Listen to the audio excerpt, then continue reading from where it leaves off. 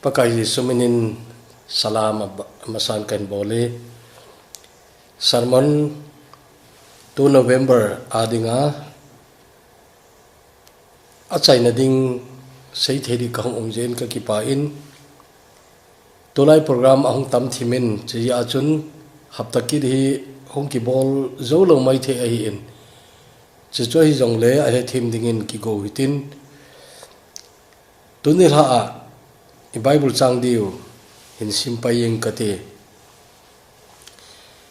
Ephesia hobong mi te hinga pol le khathot bunga changgit apat in siming katin teng le zon bungit chang som le ni to kan sim dinga he ize ne miti le nang ho khat ve chuk muthim na hi wahin tu wangin pakaya khowa nei ai tai khowa chate bangin chonun aji chu khowa ga chu phatna zo sile chon phatna chule thuta hi pakai longlai la ding lam photo un ahin muthim na to ho ga nei lo ho chu ki copy hi un ama ho chu su salun pos sal zowin aji chu ama ho gu thim na to ho chu seiding zong za chat leu a hi aji chu i ma zo se i phosal i social sa tengule khowa chun a phongjal hi tai iya kai phongjala khowa ai ji chun hije chuna man wo i mumil khangi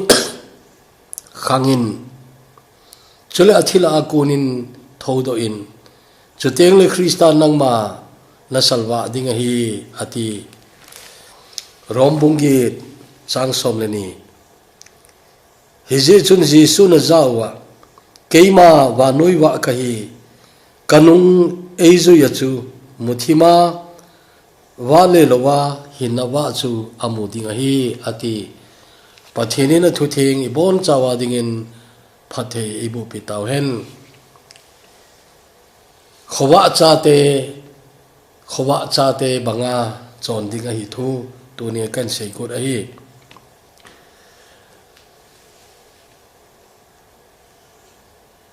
i sermon ho hi banei cha topic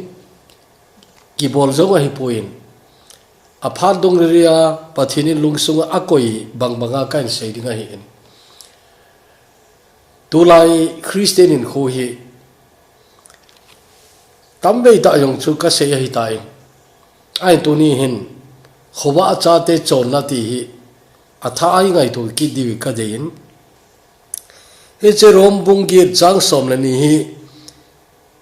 hiji chun tia hong ki pana hin achunglam chu isimai le che to hong ki zom hi te ding in gin cha domin achunglama chu isimai le New Testament thu simla a iha he loi to jong hiding ka ging chai jingpi ta pakain mi thu hilen kidangma ma jeng chu matta thu asai jong le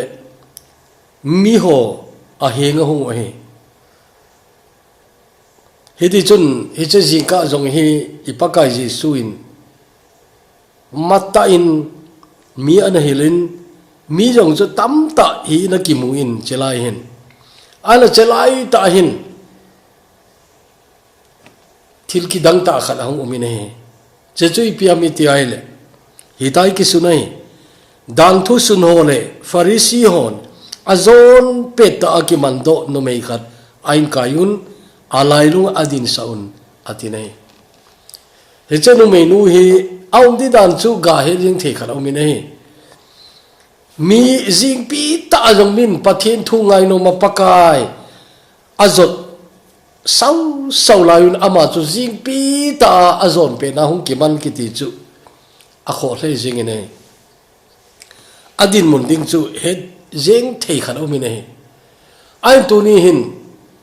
ai pi chu jong le chenu hi hi che dan thu sun ho le farisi ho kiti hi zoda te adinga chu a ho hil ho langa alam kai ho a hi wi nai chi ho chun hi che nu me nu hi pakai ko ma ain pu yu nai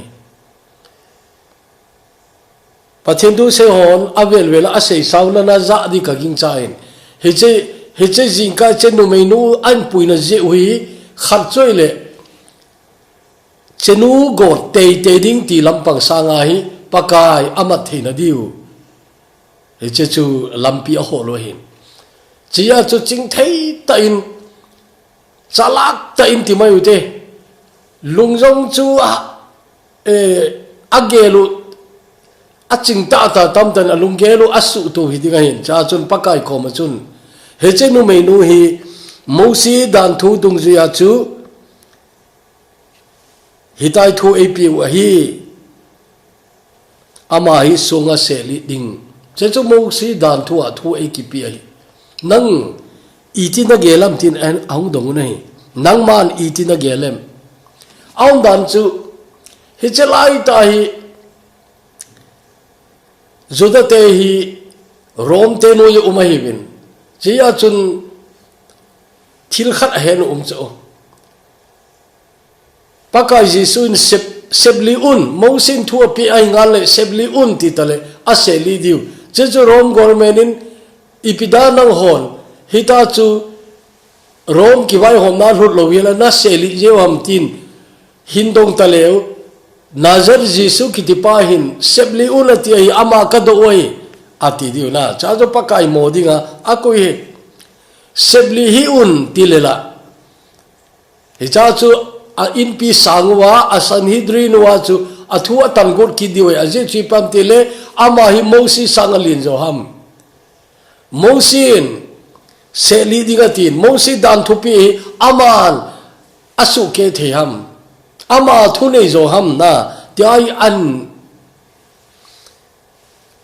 ale lam ta in bol ki diwe ale ipakai pathian chapai en hita mem te na ma ho chi na pakai chu hita chu aga kipal sa jing thei diu ai po nei he chun pakai don bu na chu he chi u nei nalawa chon sen na nei lo penin sema sawun atiele alin pe na pat alhum pe gein alhum pen gein ati achi mangjo tawe ati nei na che chu ipia itiele akum tam chon se tam hi wam ti nop lewe ta cho achi mangjo tawe nei ala che jo chun ilalpa ipakai jisun hitin numenu chen dongin ai jisu da do in numenu cha dongin wo numei ama ho hoilam bahi tawam koi man thi mona chan lo hitam ai ti nai numei koi man thi mona chan lo hitam tian do la yu chun pakai koi man themo e chan tapoi ati nei pakai hi chan nu menu hi che gospel zone bd ka simla chun study kana bol lau chun development of faith in the gospel of John ti khari topic khat kana zinun hi cha chu chenu jong hi kazil khau nei ama nu hi atila pakai kom ang ain pui lai chun songa se li ding zenga lom na achan dinga lom he che mo na chu to hung ki polut a he hung ki kai lut a he ai wangin ipakai hi mi chon se hon hin amu na diu mi chon se hon ngai dam amu na diwa ama hung ai je chun chenu lung thimi a het hi te dinga he pathin chapa hina chun chenu lung hung ki khel khari ome ai ti amu hi dingai aje chu chenu hin ipakai hi pakai ti nan ko binai na pakai tin ain ko bin pakai koiman thimo e chan ta poi ain ti nei chun ji sun keiman jong thimo ka chan poi chetan tu kal chon sakit ta hi in ati nei kangai dam tai ti nei jona kangai dam tai sam za khat le som thum chang thum le chang li kan sei do jin tu no kan sei do nom na lai he che sam za khale som thum chang ni khu sim leu chin nangin thi mo na ho chu namel chi ding ile koi ham na anga ding zo ding ahin la nako mangai dam na ume min nagin theina divin tin ana ki suni nei che khu hoi tan mel chi utena thi mo na ho ki ti chu namel chi ding ile ti chu na chenu menu thi mo na chu che jing ka Pharisee hon ai lo le dan thu sun hon pakai kom ain puinau hi kes khat thu bo hi chu che chui pem tele he che jing ka azon pe ta amat nau chu ai wa pakai ne le wang chu a ga chenu mei nu an kai lu lai wa ama na mu so che pam tele chenu mei nu hin kho asu khel zau se hin kho abol khel zau se chu tele hin kho su a hin kho adu da lo na zau se a thien lo na zau se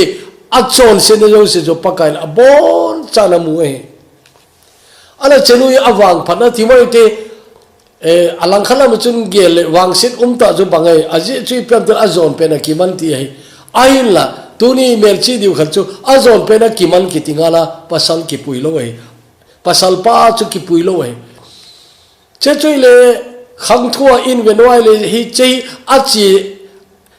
hi to banga thil hi ana jing ke di da nai no me le pasal ki ka hi to bang se na hin pasal hi aso china pangji numei a victim na athu ina pangji ti pha tam ta chu imu wei hi je chun langkhalam chun iseyai le khatpa zo hi awang se nei a je chu ama hi phar khating le pakai anga thupi tanani khole hung ding te ding a he leise chu ai ana alung ana khele ai lo le pathin an mutai ti chula akimu puna ta chu ana chi pai pai le cheni a hin a chon se chu athil bol khil chu he lovina uminai ama hum ki man noi je chunna ta cho abana zo abana ta cho lung heina I ma cha nei lowa abana bana chon se hin khom mangjong ai mai thi che chun chi jing ka a hum ki mat do lowi awang se zo inai khanui le awang phai na awang phai aje chui pyam tele angai dam theiding pa koma na angai dam theiding pa kom ain pui kha khelun chenui awang phai tuni pathin ngai hola koi hi tale a chon set ki phalam ta hin khomang au mai le che a heding ka dei nei nalung na hele pakai ngai dam no mi nei aje chu sama imu bangu chun idu da lo na ho na isien na ho hi pakai na melchi di lewang chu koi ma anga dingam di umpoi ai wanga pakai ngai dam na au mi nei salmon ma salama kana sei sai in pathin ngai dam zo lo ding chon set koi ma chan bol do zo lo de aje chui pam tele pakai chon set agel dau ji ai pon ai wanga mihem te chon set na sanga ama ngai lut na ama milung set na chu len zo jing jing ai ya chu che chu ka sei nai bo wi nei pathin chon set gel dau mala a chapa thi na tai lo wa chu ama ho ngai dam ni lampi lo ja chu chapa chang khan nei su an pi ai ti chu imu we ye chun pathinin chon set wang chu agel dau hi be ti chu I he du kanu mine awa tu ni ai he chen nu mai nu banga nang jong nain khwa hi to banga wang sin ana tu kha pasal khari asu chat wai pasal khari asu gen thei hita chu nu mai na hi na ha lo na tam ta ji anang man I ma cha na sei do thei lo I ma cha na di na jong ai lo le I ma cha na ma ki defend na sei thei lo mai te ai wa tu ni ne he ka dei chui pi ha leila wal sempa zo hin belin lang na chor sin ngai dam thei di pa zo hin belin lang ama ngai dam ki sen san le chin he cha no me azon pe ta ki mannu ngai dam pa hin nang jong na ngai dam di ngai toy ka sei khari su mil daw hitin na he che dan thu su no nai le Pharisee ho nai le che jing ka pasal khato azon pen amat do hi che ke sa bu an puyoi ai wa tu ni he che nu me nu pathen ngai dam na chang lo yan lang pakai an ta sa lo hi le hin khwa a chon se na zo se to ni khat ni le thupi tan na a ahung dim tho di ngai ai la ama wang phari ai ti tau te an puilu lun angai dam thei di pa kom anai khel khare mi hon pi hi za cha jong ki sawin te na dan thu suno Pharisee ki te oi aza o chal he inte tela ama ho hin za thup ama hin nung zui ho zo se yong chu za chawin te ai chu ipiam te koi ma asepli dinga akhut lam ngam ta pu ne ai chu ipakain na ipakain phata amai chu avet din ka ging cha ne nala wa chon se na nei lo pen penin sema sound atilai chun alien pen chu achi ma sa pen abange alien pen apat alo pen gain atum pen gain atini pakai ina sei na hin hi che alien pen apat atum pen ge achi mang tan khan cha assembly ding chu aum ta pu ne che jo no ipakain hi che no me noi an ki ho pi no me themo na chano chu hoilam bi tawam atin pakai koi man themo ei chan ta pui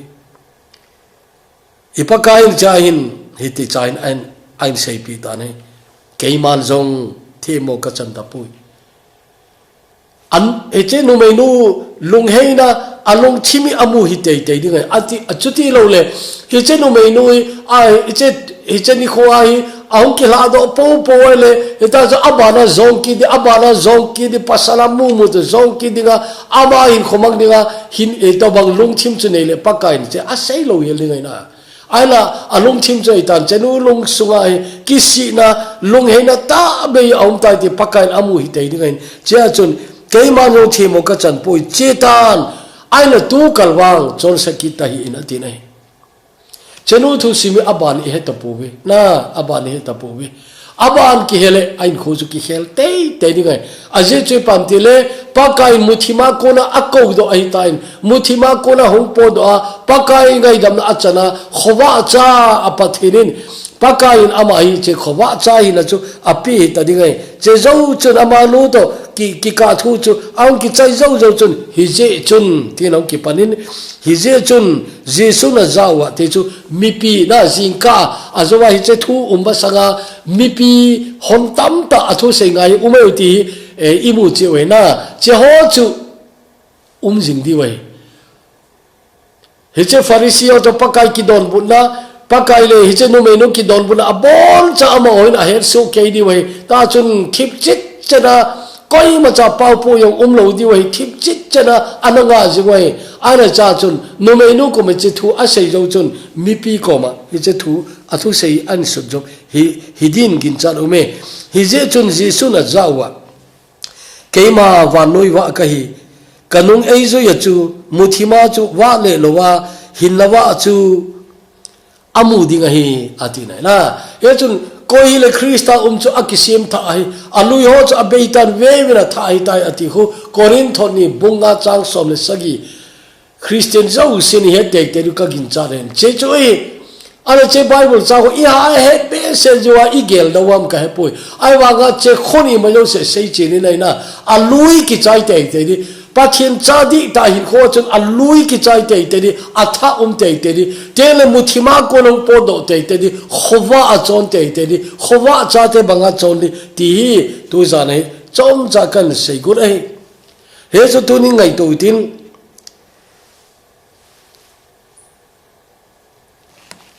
Ephesia Paul le khat po po hi veleu chen hoi ten veleu chen abul lang khun hoing na thu hoi ta an sei chen ai a chai lang ho practical Christian in ko an sei jing ai na che chu na mu di wei systematic ta ti chu ban nei ta le khat asut ki sei pen choi le rom te hega le khat thor ko ai cha kho ban nei ta an su ai na cha jong khu abul lama khu chon se thu don an se ya che yo chu ta san wanga thiem chana thu an se ya che bana chon Christian in khu an se kai chom cha khat rombung ko som le khan khun ama zat le nampi te Jesu anata san lo te ho apona dan ko an suna chao chon bung som le ni khun Christian in khu practical an se pan time na cha practical khu bung som le ni par som le gup he to bang chon che khu tu ni ka seman lo de an tu ni Ephesia kan sim do na chu anabeleu chen bung ni na ho khun hoi tain hui na thu an se chi ni na teng le che yo chon bung thum na chon ba na chon bung ni jeng yong khu chang som na khun ipian an sutam itel bung ni chang som na khun bung ni chang ki chang ku khu pian tha na thu ikil nawa counselor ho pathian tu se ho zo sen amang chau chu chang ki chang ku bung ni na choin lung se manata salwanga hu inga uma nahi tawe hi chu nang ho a kun ai poi pathin thilpe zo ai bowe atin koi macha kison thailo na dinga hi chu thilbol wanga hilo ai ai ti yo cha chu huina ki chen ta an se na chia a result ding chu ipiham itile ei ho ama khut so i we chule i chon phana ding wa masanga pat pathin agor sa chu e che chon phana dinga chu krista jesu kisim ai we ati chu na che hoi tan ki mel chu utena pathin khut so tena pathin khut so itile chu ton government khut so government chom gam khang to te khut so to na a hoi dan ki khele mai ti chu seitam ngai lo i he noi na example la nidang lai wang chun ke ho hung khan do lai ta chun ei gama hi che bike o scooter jo lo nai lo wen cycle ngin cha i che lai chun hi che Churachandpur khopia humber cycle masapen ani ki mu chu kangai sang dan dan chuna humber cycle hi in made in England humber na che tozo khat chu thopi ka sa dan dan che chu ato khajo sen anop dan se une che chu ipia khuti ho yam til England khut so i chuna mei thalong khu double barrel hila single barrel hita jamle na hicha akidai pen ho che made in Belgium ti ho nei chu England ho na England BSA Birmingham Steel Arms kitina Birmingham Steel Arms the BSA khutso ta chu tolai ta chu le wanoi le sina khutso hoya wanoi na ha cho ma chu Japan te khutso to bangain German te la hoi ngai hoi na line kar jong ama ho a chu wanoi angai sang loye kin na line na chele aman jong atami nei versan digin German te kar chu Audi car iti hona alole Mercedes Benz iti hona BMW iti hona chechu ipijamin hi banga angai sanam tile asemo chu athep yi unna amao khulsu chain ano tun America wanoi pompin angai sanu car man tamle hoi chu Tesla car kiti bana chechu America khulsu chu ane leise chu bon hichi government khulsu chum ngai sanglo a uma na aman tam aman homa umaile ale ieti le tuni pathin chakhane ya pathin khursu nei na chu na gel dau thei de ham ti na tuni ngai tu kham se nei pathin khursu te efesia bungni chang som chu hoi tai kimel chu te ka ti na bungni chang som verin nin siming ka te aje chu e ho ama khursu i ve na his workmanship atina ama khursu iwe atina izon pathin agor sa chu ichon phanadinga Krista jesu kisema iwe aprodak hi hoiten ngai to o pathin khursu kai na pathin khursu kai ti ingai to ngai ne hi chon polin hi che abana ban an sei khu bung thum bung li abana sei le chin a hoi theima ma jengin bunga changkhan in simale chuti ai je chun chate dei bang ta in pathen umchan zom hiwin atin hecha a practical mama iga hejeng kheniwa an sei chu ije nem itile nang ho khat ve chu muthim nahi wahin tu wangin pakaya khowa nahi wahi tai khowa chate bangin chonun ye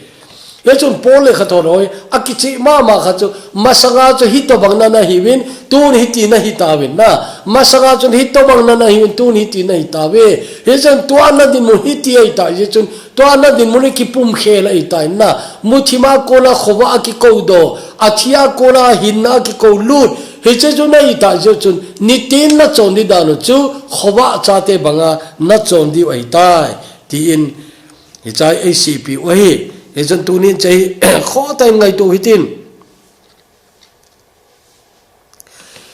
eo ipule pa teo pathin an ho ti lai chu ga gel do le chun ama hon pathin an ho ti lai wi abai lo di dan chuna abai lo di dan lom zu lom sane na anda hau angain teng apu sau na ana ho ziu chu che yong chu ta san talwa an koi do angain indoi sil do ito koi do angain ita chu adoi bomu an koi do angain thil bai lo chu tele ipile pu to chu newa pat zuhaning itiuna zuhaninga khu aje cho anua pa te mi loko ni lom loma loko ni chu ina api in anadon ladiga chu tu to bang e hon anu noi tu khela pe ding tam ta inei ta cho cho amao kha chu mong mong lo bai ja chun api chun ipia anawa ham ipia ana leblung mon ham itile zuhaning anane sa cha chu zuhaning chon newa pat aung khamoi dem ta chu ai imut mai hin chu naw do na baila nalam tai he to baga zuhaning ne aung silent kiti chu aung ne no le lom zu ai neu cho zo sin dala di thil bai de na gelwa ai wang ipute upate ipite ni da ga pathin ana ho chu muthima ko na khoba hung lu ta tai bune awa tu ni ai ho second generation Christian yo ita po third generation fourth generation ita we ai ne yo khanga hin gel dauna hil tilom lo me khoma ma jingena zone mo chona tio bangi a khoma ma jingene kachi na mun khana hi them khan ka ga sei do mai mai le minu kharin ki khana oya pu chenan sei a phale jinge ai la hin sei tam je be kanom nop to o tu lai ta ke o ka gamu ka boina we tu lai hi zu ka ha don da ne number 4 wal cho amu zong ha in aman zong atamin ta chu cha chu mi atam zo wal cha chu akichem se pu we ai wa nga in tin to bangai zune ka nei we ati cho ana hi ti lom lomai zu hi iati le tai i bole tam na ti ingai to ngai nei igel daw ha ipia ka hepoi ai wanga emi te izuhi intini kana wahi inamu mon phona he na inamu mon phona ikana wahi rejon joi dal ha phare rejon tunin chechu themkhat kan sei galkai mayin ala tune thupi pena seino mu chi pam te le pathin cha te iti idin mun aki khelding ai tai na aki khelding ai tai aje chu alui abeitan atha ai tai ati to a muthima kona khowa ki kolu hi tawe ti to na ta jon thina akona hinna gal kai tawe zon bunga chang som ne le li ho imu mane thina akona hinna gal kai na thina akona hinna gal kai heje chun tunin hoiten ngai to tuni idin muni ipiam na tuni idin muni ipiam hoi tan ngai to heje chun tuni sawang kan selo ding hin chom cha tu jani eche avel vel na ngai to wa nana gelu ka dei ahi heje chun heche nu mei nu pakain kenyo thimo ka chan poi chi tan tu kal chon sai ki ta hin ati kimel chu te na tu kal chon se ki ta hi in khanno jong a chon se ki di gin chan poi a je chui piam ti le pakai ang adin khun a chon se na zo se ki mui di ngai he jo alung thima ai ki sinalin ta ane hi di ngai na ai la cha ai mu chen chui pam de o ka chon se na sa nga lien zo ngai lu na nei pa hin ei ka ngai dam jeng chu akidang na lom lom me themo ka chan da poi 18 Fariseo la eseli god wangwa ama zo koi macha ei setli dinga akhut lam ngam pon ama zo chon sei ji un ai wang ka din na pa wangi pathian chapa chon se na nei lo pa a thieng pa ang ka din wang chun ka chon se zo si kamu e phatben anga ding to bangin ka kimu e ai la hi bang lom lom e chin pan hi bang lom lom e ngai no na hi bang lom lom ka chon se na ei ga ngai dam chu chon se an kile ki tapong ati ding chu kin chan umine athu sim che het be tapu na ai wanga min pakai ai mu chi na le ahin na lui koi ma den pui muthima koi ma den pui khowa chai te ke ta jin khowa cha di dol ta chun min a hin khu an man ai ta nei tunin pakai huna di gamla be se din nagin chat na la ya gamna talo de leisin chan veleu chin chom lo ka leisin a ki chai ding ko nei ta nei ai la che leisin a sin a hoi se to aung hun ma sangai ipakai sun ami thiengo ala to ding chewang ju ikin em na wai the rapture of the saints kitina pathin mi thing ho la to na phar kiti wang chu ima sangwa nai cha din ka ta sanina chedinga chu ki phalam lowa nganel ta lungtheng sela pakai in eiko phat le achi jing thile theina diwin tunia athupi pen abailam pena e thim diu ka dei chu pathin cha khat kai ta je in muthim na to kada ha dingai tan muthima ka ta lo dinga hin khowa cha te kai ta je in khowa ki bona ka ki bonding chetele khowa cha te chonding banga ka chonding imut lu na muna ko na kaung kha ding hi cha jo pakai dinga kain khoi kaman ngai ti tunin chom chain ngai to hitin chechu na ngai to na Christian khu na kisu di na dinga e kan se ei taute lokse them pathin ka ki pai pakai tuni la hin he che message chom cha khat sei dingin pakai kalung thimanan koi ai in he je chun sauta sei di yong tu jan hin a umpu in a je chu ka sei se wai ki che ta tu jan point se pakai hung ki chin ai je chun he che angai zo sen ama Christian in ko hoi ta ki kholuwa hi cha ko hoi ta ki he chen na an nei wa bol khila umle ki palna a umle ano chi khila umaile kisu de di thai dingin he che message nang man hin mang cha dingin pakai naki thupi na ka hung ta wa hi angai zo se nangin alung sunga thu sein lang hita chu alam piding alam hla na ding achon na ding he thei ding nang man ki thupi ding kaung taw na hi kasena ho hi nangina namel chi dele na anga ding zo di koi ma cha umlo kai jing layun na ko mangai dam na umin nangai dam na chang ho chu nang ma agin nu ai tai nang ma ging ta pakai nang ma ki chana theng sela nang ka ki chanu ba nang ka ngai lu che wa na dei bol nom na nei dinga kom thinu nang man phathin bo dingin pakai ji suminin katawe amen.